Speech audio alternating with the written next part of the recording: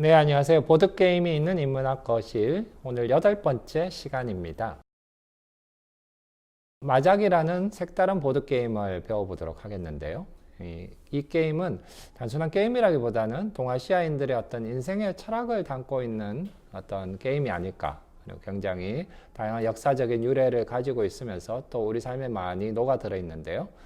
유독 국내에서만은 좀 알려져 있지 않은 게임입니다. 그렇지만 굉장히 많은 나라에서 다양한 가족 단위로 많은 게임을 하고 있는 것이기 때문에 여러분들의 소개해 드리고자 합니다. 마작은 과연 보드게임일까?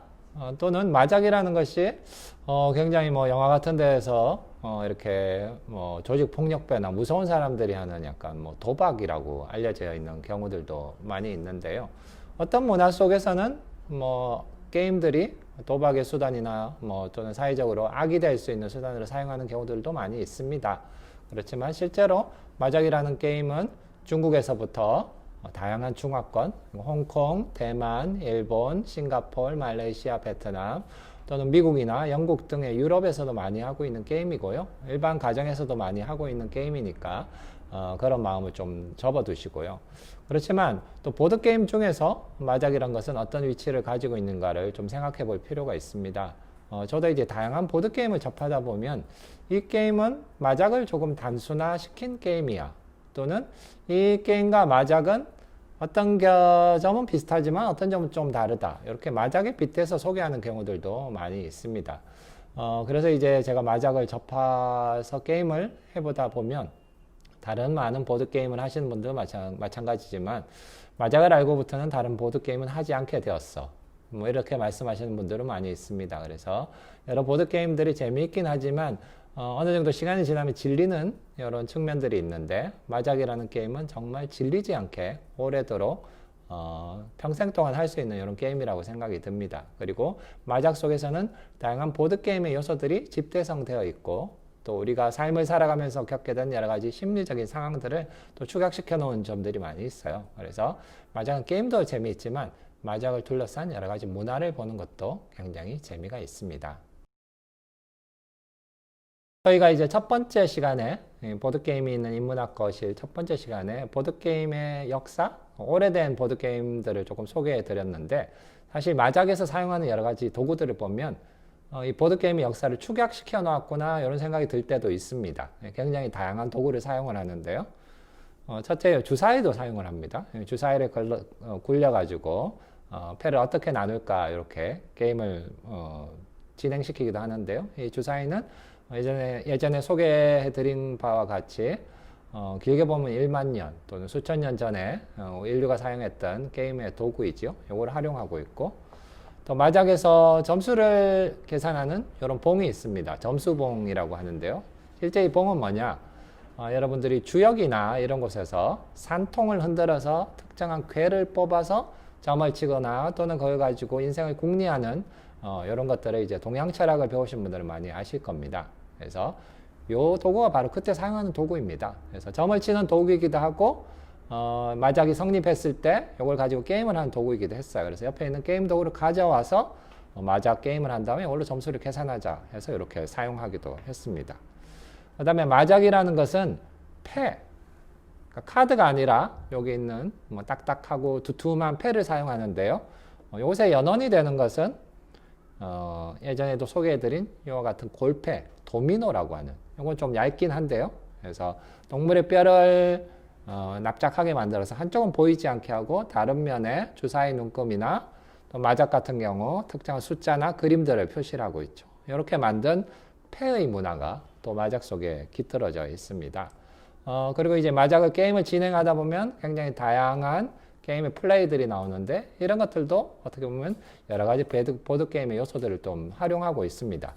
서양에서는 마작 게임과 비슷하게 이런 칩을 가지고 하는 게임이 있습니다. 루미큐브라고 해서 여기 있는데요. 그래서 굉장히 인기 있는 보드게임이기도 하죠. 그래서 루미큐브는 마작과 비슷하게 비슷한 숫자나 색깔별로 짝을 맞춰서 손을 털어내는 게임인데 마작에는 여기에는 이런 요소도 있지만 좀 다른 요소들이 더 많이 결합되어 있습니다. 루미큐브의 좀 상위 버전 이렇게 생각을 하시면 될 것 같기도 합니다. 그래서 어쨌거나 이 종합 선물 세트 같은 보드 게임 마작에 대해서 이제 본격적으로 알아보고자 합니다. 여러분들도 혹시 마작에 관심이 있어서 인터넷 같은 데 검색을 해보시면 마작의 역사 같은 것들이 나오는데요. 거기에서 보면 좀 과장된 이야기들이 많이 있습니다. 그러니까 중국의 고대에서부터 만들어졌다 뭐 이런 이야기들이 있는데 실제 마작과 비슷한 게임들은 뭐 예전부터 수천 년 전부터 있어 왔습니다. 근데 실제로는 마작이라는 게임이 현대적으로 성립이 된 것은 청나라 말력 지금으로부터 보면 한 150년 정도 전에 만들어진 게임입니다. 그리고 어떻게 보면 굉장히 현대적인 게임이에요. 수많은 보드 게임들을 비하자면 물론 뭐 여기 있는 루미큐브나 지난 시간에 소개해드린 현재의 상업화된 보드게임보다는 조금 더 역사가 되었지만 그렇다고 아주 오래된 게임은 아니고요. 실제 이 마작이 등장했을 때 현대, 모더니즘을 상징하는 게임으로 등장하기도 했습니다. 이 게임은 중국에서 만들어져서 1920년대 상해라는 국제도시를 통해서 전 세계적으로 퍼져나가게 되었습니다.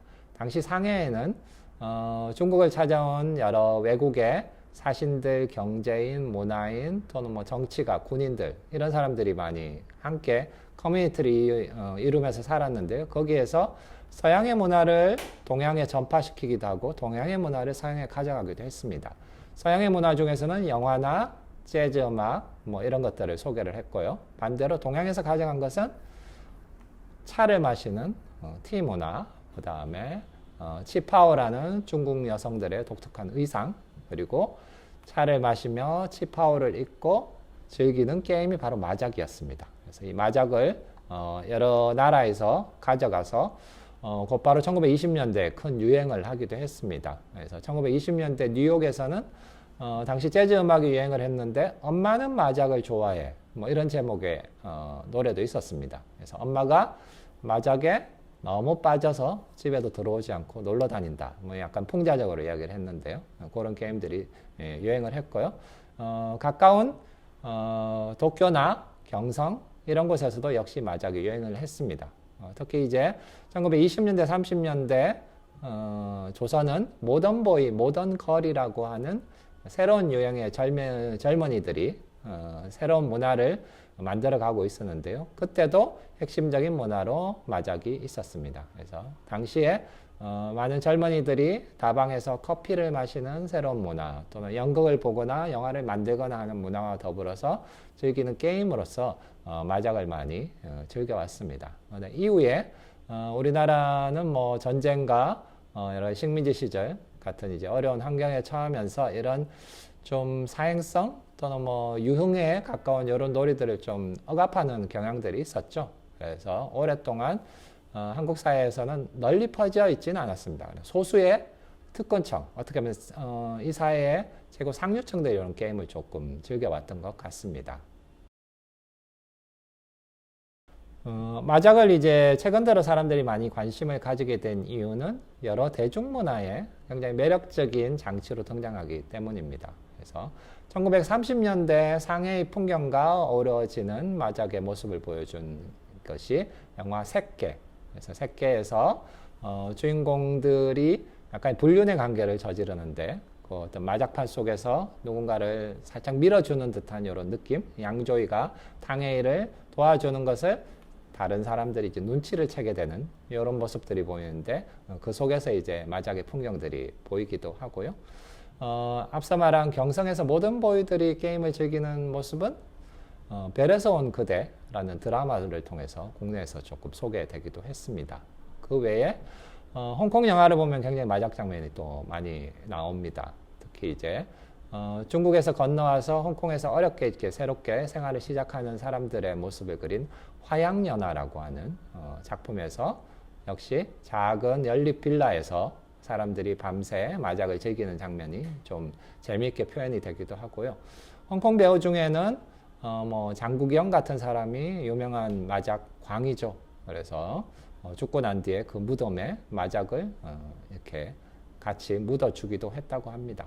그리고 최근에는 일본의 영화나 드라마 뭐 이런 것에서도 많이 등장을 하고 있고 미국 작품이긴 한데 크레이지 리치 아시안 같은 작품에서는 중국계 부호들이 싱가포르에서 마작을 통해서 이제 교류를 하고 그 마작판 속에서 서로의 심리적인 대화를 주고받는 것들이 나오는데 여러분들이 마작을 배우면 그 장면을 좀 더 깊게 이해할 수 있고 그 속에 담겨 있는 어떤 동양의 어떤 생각들, 동양인들과 서양인들이 나누는 어떤 생각의 교감 같은 것들, 이런 것들도 이해할 수가 있습니다. 그러면 이제 마작의 문화사적인 이야기를 여기까지 하고 다음에는 직접 마작을 어떻게 게임을 하는지 간단하게나마 알려드리도록 하겠습니다. 네, 먼저 마작에 사용되는 패의 종류를 알려드리겠습니다. 어떤 게임을 할 때는 그 게임에 어떤 도구를 사용하는지 알아야 되죠. 그래서 마작에 사용하고 있는 패의 종류가 이렇게 되어 있습니다. 모양은 이렇게 뒷면은 보이지 않고 앞면은 보이게 해서 자기만 이렇게 볼 수 있게 되어 있고요. 각각의 패는 이런 종류로 나눌 수가 있습니다. 첫 번째는 통패라고 해서 술통, 와인이나 위스키 같은 걸 담는 오크통을 옆에서 본 모양이죠. 그래서 술통이 하나부터 9개 있는 패, 통패라고 하고요. 그 다음은 대나무 또는 동아줄을 뜻한다고 해서 죽패 또는 삭패라고 합니다. 그래서 이렇게 마디들이 똑똑 끊어져 있게 되어 있고요. 이 패의 일은 좀 특이하게 생겼습니다. 새가 들어있습니다. 참새일 때도 있고 봉황, 공작, 패의 디자인에 따라서 다양하게 되는데요. 원래 이제 마작이라는 것이 중국말로 참새라는 뜻입니다. 그래서 마작패를 칼그락 섞어서 게임을 하다 보면 대나무밭에 참새가 지저귀는 것 같다 라고 해서 여기 새를 한 마리 넣어 넣었습니다. 세 번째는 빨갛게 복잡하게 적혀 있는 건 만자입니다. 1만원, 2만원 할 때, 화폐를 뜻할 때 만이고, 그래서 그게 1만부터 9만까지 이렇게 되어 있습니다. 한자를 잘 모르시는 분들이 조금 어려워 하시는데, 반대로 마작을 하다 보면 우리들이 알아야 하는 기초적인 한자를 좀 배울 수도 있습니다. 그래서 초등학교 저학년들도 마작을 하면서 한자를 배우기도 합니다.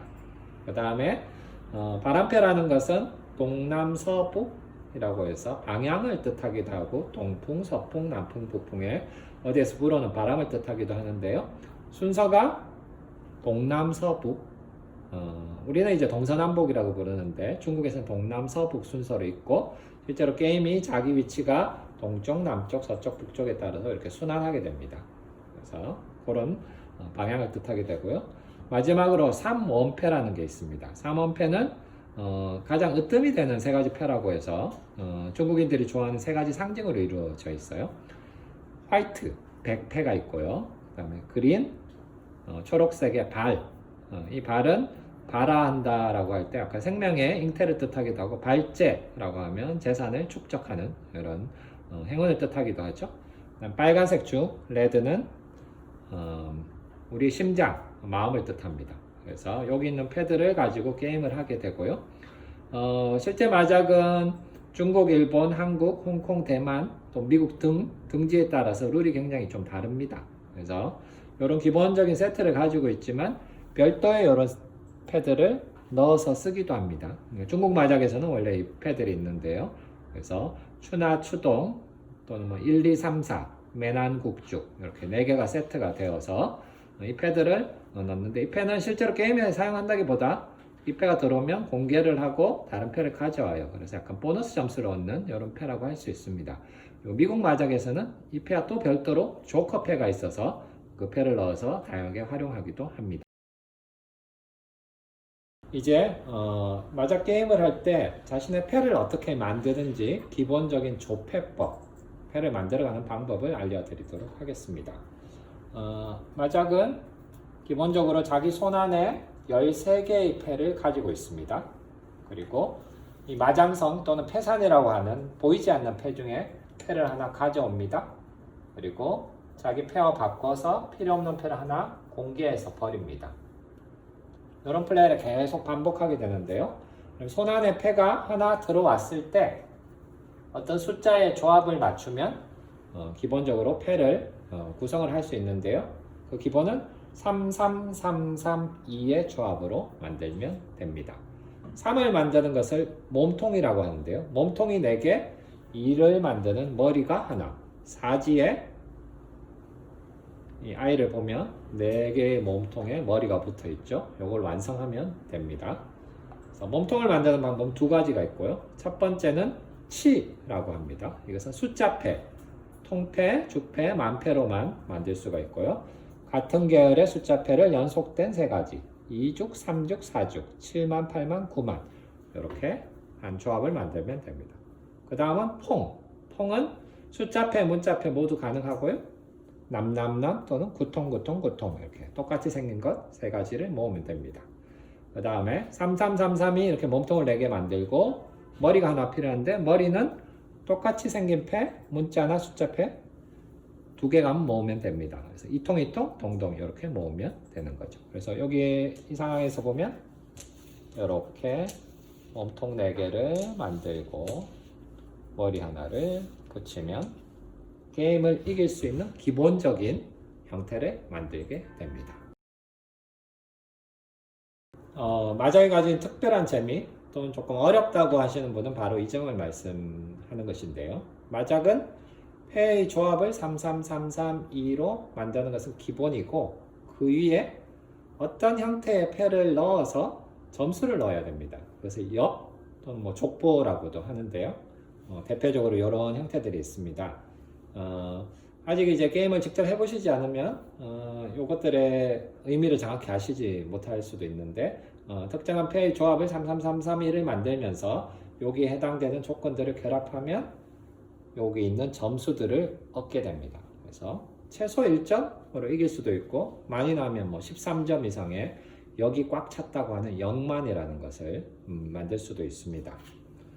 저희는 이걸 다 외우지 못하는 사람들도 있어요. 그래서 이렇게 따로 족보집을 만들어서 게임을 할 때 함께 보기도 합니다. 뭐 이런 것은 다른 보드게임도 비슷하고요. 그래서 마작이 복잡하다고도 할 수 있지만 다른 면에서는 쉽게 질리지 않는 다양한 요소들을 가지고 있습니다. 그리고 이런 다양한 룰들은 마작을 게임을 하는 4명 전체가 알면 좋지만 그 중에 한두 명만 알아도 게임을 진행하는 경우들이 있으니까 주변에 마작을 조금 할 줄 아시는 분이 있다면 그런 사람들을 함께 만나서 새로운 보드게임의 세계에 함께 해주면 정말 여러분이 인생을 길게 살아갈 때 그 인생 모두를 꽉 채울 수 있는 어떤 게임 하나를 얻으실 수가 있을 것 같습니다. 네, 오늘도 Q&A를 통해서 여러분의 궁금증을 풀어드리고자 하는데요. 이런 물음들이 많이 있습니다. 게임을 하다 보면 운이 많이 작용할 때도 있고 실력이 많이 작용할 때도 있는데 이걸 좀 조화롭게 할 수 있는 방법이 없을까요? 굉장히 뭐 게임을 하다 보면 항상 부딪히는 문제입니다. 그래서 운이 많이 작용하는 게임은 사실 연령대나 실력의 차이 없이 누구든 좀 편안하게 할 수 있는 측면이 있습니다. 그래서 그런 자연스러운 환경에서는 운이 좀 작용하는 게임들을 하시는 게 좋고요. 실력이 많이 작용하는 게임, 뭐 바둑이라든지 뭐 체스처럼 그냥 실력이 그냥 99% 이상 결정하는 게임들이 있죠. 이런 경우는 게임에 좀 더 집중을 해서 두뇌도 키우고 게임의 전략도 세우면서 그런 재미들을 더 넓혀갈 수 있는 이런 게임들이 좋습니다. 그런데 오늘 소개해 드릴 게임인 마작에서는 실력도 중요하지만 솔직히 운도 많이 작용을 합니다. 마작의 패는 다른 카드나 트럼프 카드나 뭐 화투 같은 이런 게임들에 비해서 훨씬 종류가 많거든요. 그만큼 다양한 변수들이 있죠. 물론 그것들을 다 계산을 하고 어떤 예측을 통해서 좀 더 나은 수를 바랄 수는 있지만 그거를 100%를 할 수는 없습니다. 그래서 실제로 운칠기삼이라는 말이 있는데 이 운칠기삼에 잘 들어맞는 게임이 이제 마작입니다. 그래서 다르게 보면 우리는 미래에 찾아올 수 있는 운을 예측을 할 수 없어요. 마작을 하다 보면 나한테 어떤 패가 들어올지 난 알 수가 없습니다. 그럼에도 나에게 주어진 어떤 운명을 영리하게 조합을 해서 나에게 유리하도록 만들어가는 것. 어떻게 보면 인생도 그와 비슷하죠. 그래서 그런 것들을 보드게임을 통해서도 배울 수 있을 것 같습니다.